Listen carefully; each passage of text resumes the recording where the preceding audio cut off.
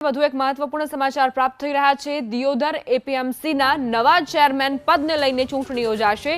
ઈશ્વરભાઈ તરકે રાજીનામું આપ્યા બાદ ચૂંટણી યોજવામાં આવશે। થોડી વારમાં એપીએમસીના નવનિયુક્ત ચેરમેનની જાહેરાત થશે। ઇન્ચાર્જ ચેરમેન પદે પરાગ જોશીએ પદ ગ્રહણ કર્યું હતું, તો ઈશ્વરભાઈ તરકે રાજીનામું આપ્યા બાદ આ ચૂંટણીનું આયોજન। એપીએમસીના નવનિયુક્ત ચેરમેનની જાહેરાત થશે। અમારા સંવાદદાતા વસંત જોડાઈ ગયા છે વધુ જાણકારી સાથે। વસંત, એપીએમસીના ચેરમેન પદે ઈશ્વરભાઈ તરકેનું રાજીનામું અને ત્યારબાદ ઇન્ચાર્જ ચેરમેન પદે પરાગ જોશીએ પદ ગ્રહણ કર્યું। હવે ચૂંટણી, શું જાણકારી?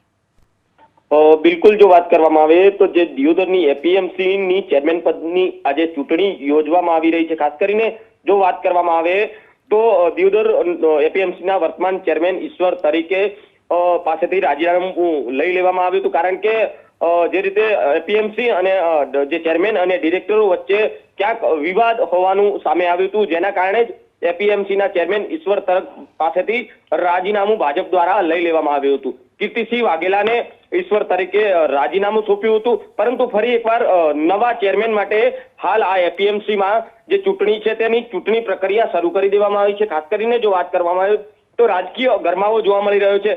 11 વાગ્યાની આસપાસ જ આ જે ચૂંટણીની જે પ્રક્રિયા છે તે રજિસ્ટ્રારના હસ્તે શરૂ કરી દેવામાં આવી છે।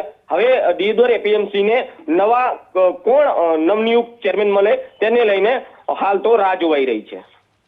આભાર વસંત, જાણકારી આપવા માટે।